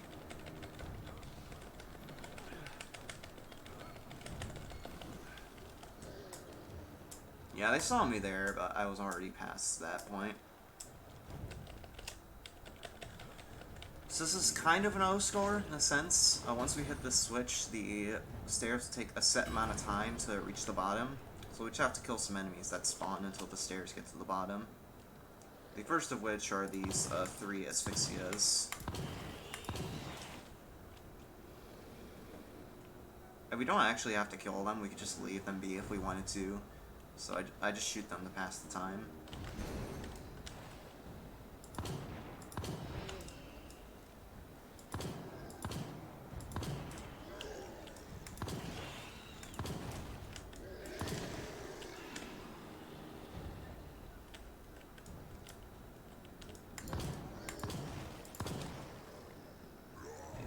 We're almost done here, we just have to wait for the gate to open.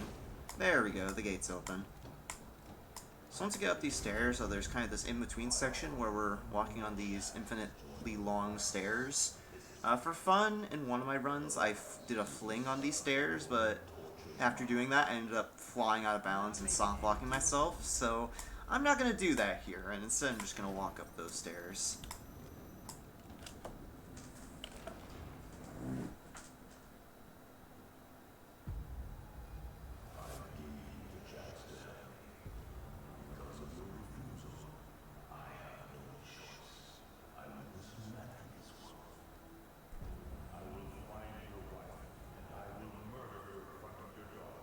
So we're coming up on the best part of the game, in my opinion. This is the part that I was talking about, where if you played Evil Within 1, or at least know the boss fights from that game, this is a part that will seem very familiar, and is yet another callback to Evil Within 1, because we'll actually get a re-fight of some of the boss fights or enemies from that game. There's 3 of them that we'll have to fight here, which you'll see as soon as I get to this door. Alright, so the first enemy we'll have to deal with is this guy right here, who is the enemy you would come across in the intro to the first game. I don't believe he actually has a name, so for all intents and purposes I'll call him Leatherface. He's going to chase us with this spooky chainsaw, and we just have to run away from him.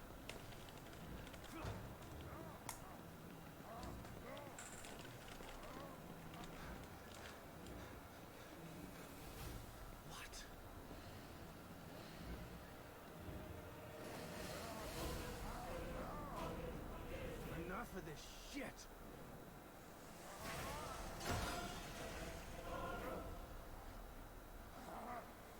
Alright, so what happens in the intro to the first game with this Leatherface enemy is he chases us through the Beacon Mental Hospital until we get into that elevator where we escape the hospital, but Sebastian decides, nah, we're not going to do that, and instead we're going to take revenge on him for previously gravely injuring us. And so we're going to take his chainsaw and kind of turn the tables on him and kill him in a scene that I think is probably the most gratuitously gory cutscene in any horror game I've ever seen. I'm pretty sure. You'll see that coming up right here after QTE.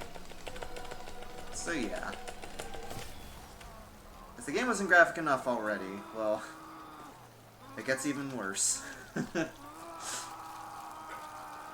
And I think this is the other scene that caused this game to get rejected from HBQ. Fuck. I like how it just says F you at the end there. Alright, so we're done with the Leatherface enemy. Now, the second enemy we'll be dealing with is what's called the Keeper, who is this kind of big burly guy wielding an axe, who has a safe for a head. The boss fight kind of has 2 phases to it. we have to kill this initial keeper that spawns, and then 2 more keepers will spawn, and their spawns are set, so we can just run to where they spawn and then kill them as soon as they activate. One other keeper is going to spawn at the end there.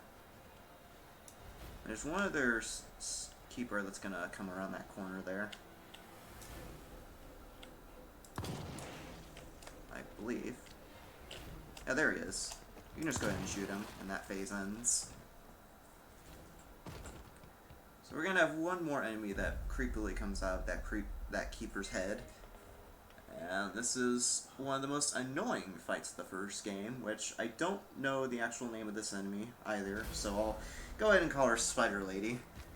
If you played Evil Within 1, you know how annoying this boss fight is. But she's pretty trivial on this game. Again, because of New Game Plus equipment that we have access to. You can just kind of go around the corner here, shoot her some with the Magnum. You can also punch her if you feel like it. And the fight's already done, just like that. Pretty decent chapter 14 overall. I had some pretty good flanks at the start of it, which is what I think ended up saving me time right there, potentially. So we might get another glide on this chapter. The splits for each chapter on the auto splitter don't trigger until the title card appears, so yeah, we're not gonna glide it. That's unfortunate. We just missed it by a couple of seconds. Alright, so these last few chapters will happen very rapid fire. All these last 3 chapters are like 3 to 4 minutes each, so they go by pretty quick. Basically what's happened is Myra has decided that she's had enough, basically, and starts destroying the STEM world that we've been exploring so far, which is why the world is currently in ruin right now. And we're going to try to follow her in order to confront her. Along the way, we are going to have to fight a few enemies that kind of spawn in 3 separate waves, so we'll come across those later. What is this? Myra! Shit.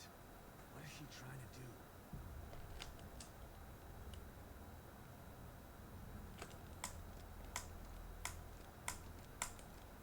I know some more stairs here, so some more aim sprinting.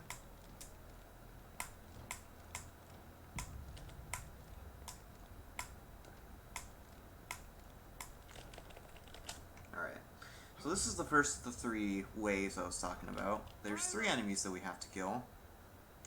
And the reason we have to kill these enemies is we have to get rid of that barrier that Myra creates.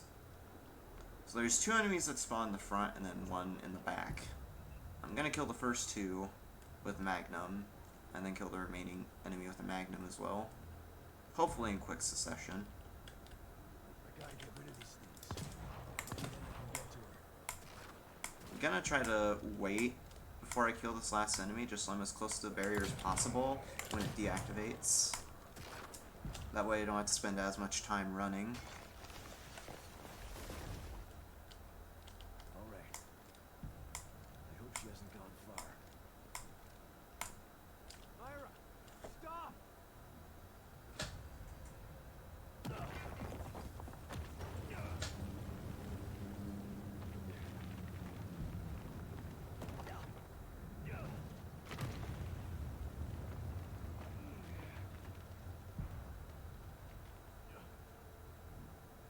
Alright, so this is the second of the 3 waves. There are 4 enemies we have to kill here. First we kill these 3, and then there's one more that's kind of hiding behind this fence here, so we're going to kill him as well. That is if I don't miss my shots. That was kind of annoying there.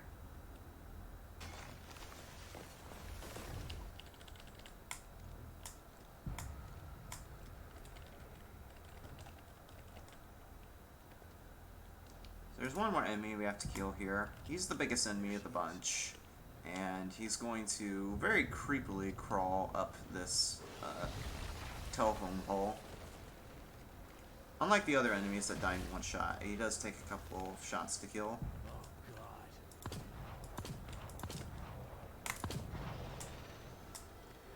Yeah, a couple of quick shots there, and he's dead. And we're already done with this chapter. I did mention that these chapters go by pretty quick, and I wasn't lying.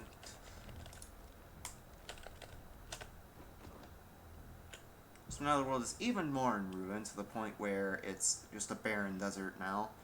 This is where the final boss of the game is going to be. And you'll find out soon enough what the final boss is. But first we have some movement to do to get there. And it's a pretty long run too. So much so that even aim sprinting won't get us all the way there. So I'll have to do some sprint staggering in addition to aim sprinting to get to that little house in the distance. Which is where the final boss is. She must be there. I can't stop now.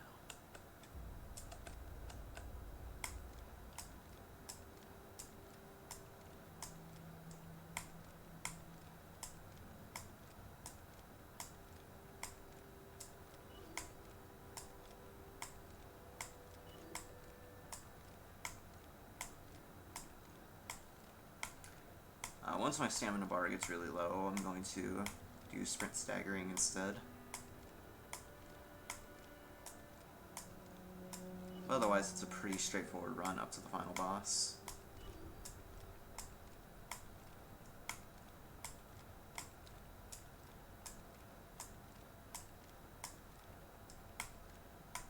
I really like the scenery and the music that plays during this. It's pretty good.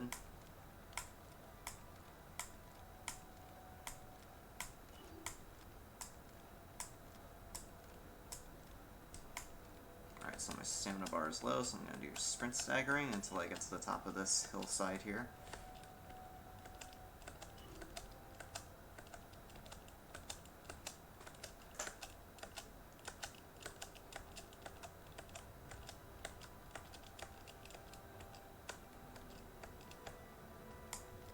I think actually, since I have enough stamina, I could just do some aim sprints to get up here.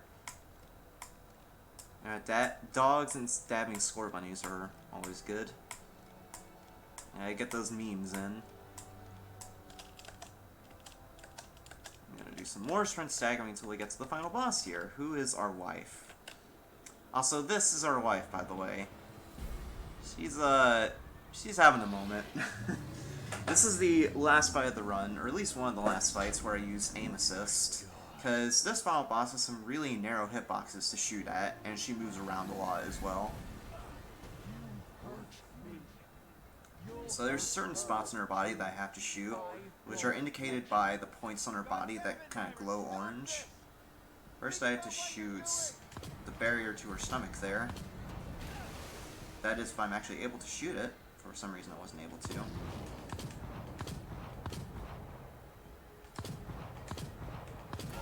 There we go. So we just have to break open that barrier so it exposes her stomach, or at least I think there's maybe her heart. And then once she goes up here, we are able to shoot it. So once that phase is done, she spawns in some spiders that kind of explode out of her belly. We're gonna try to take care of them really quick with some electro bolt shots. Ah, one of the spiders got me. So yeah. Fortunately not a spooter-free run, but we took care of them pretty quickly. Alright. So now... we've taken care of that phase. So now we have to shoot these hitboxes that appear on her shoulder. Which, these hitboxes in particular are really tricky to hit, which is why I have the aim assist on for this fight. So now her arm is going to try to grab us, and we're going to shoot her arm twice to break free.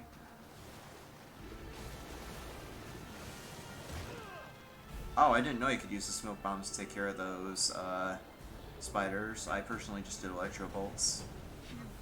I think I might try that, actually. Practice that strat for that particular phase. But usually I just use electro bolts in that phase. It's not birthday.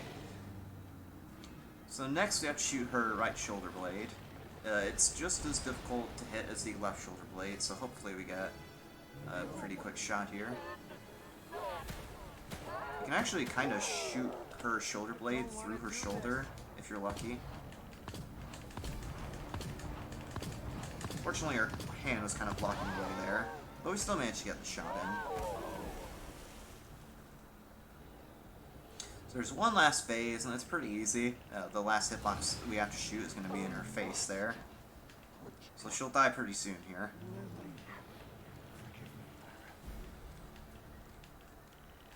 There we go, and that's the final boss done. Pretty clean, besides some missed shots on the left shoulder blade there. So now we're in the last chapter of the game, and we're actually going to play as both Sebastian as well as Kidman in the back in the Mobius Center that we were in at the start of the game. Fortunately, no aim sprinting, but we still get infinite stamina here, which is nice. And there's a lot of enemies we have to kill in the fights that we do with Kidman, so having the auto aim for it is really nice. And not only because of that, but also because in the fight with involving Kidman that I'll activate here, the game essentially forces you to have potato aim while you aim at these guards to try and shoot them. So if you're doing this on like a new game run, it's really frustrating to deal with. Need to hurry before more show up. But auto aim helps a lot for this.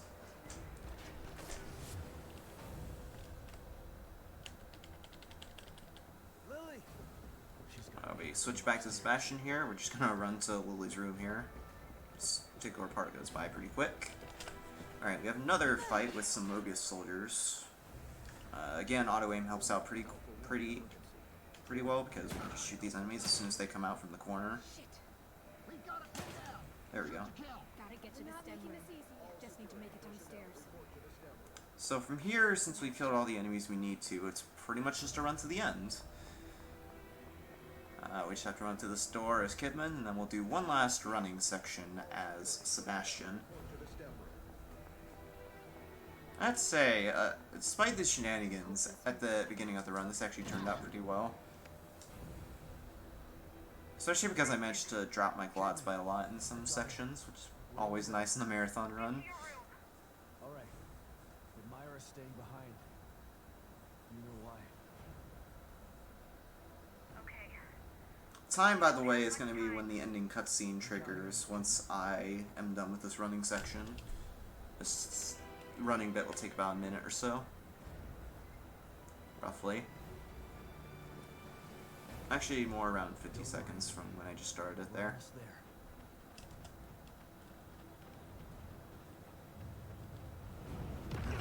Oh my god.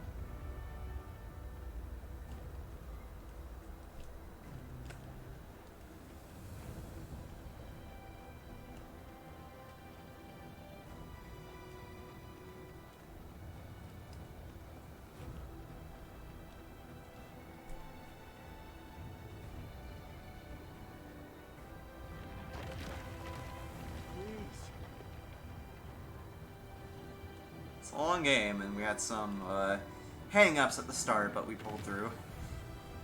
Alright, so we're coming up on time in a few seconds. We're gonna be home soon. Just gotta hang on. Alright, and there we go, time.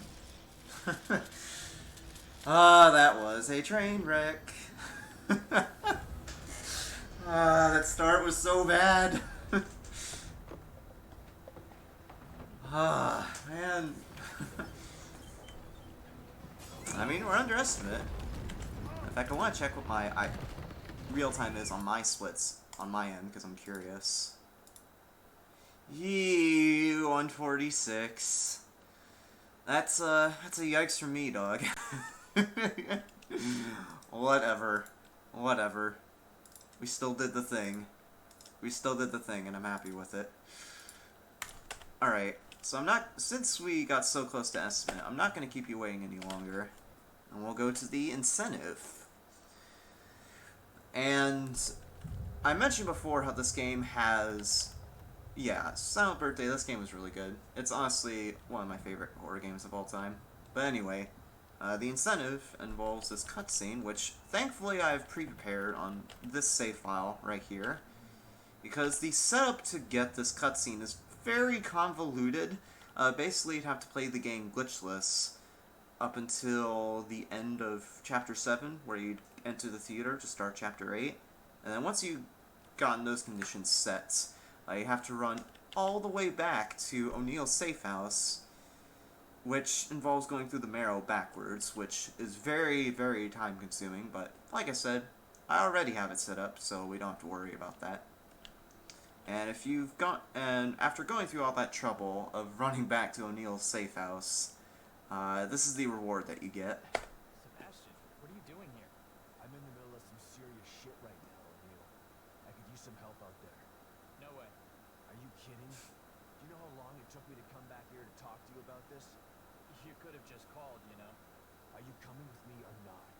I told you I wasn't going to leave this place. It's fucking evil out there. That may be, but there's evil within.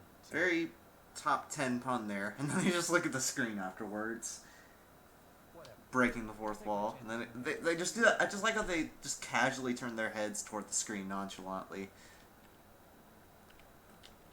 Yeah, that's the cutscene there. Nice little Easter egg there that the developers put in. In my opinion, probably the best cutscene in the game. But yeah, that's about it for this game. Like I said, it turned out pretty well besides the shenanigans at the start. I hope you enjoyed. You can cut me off whenever.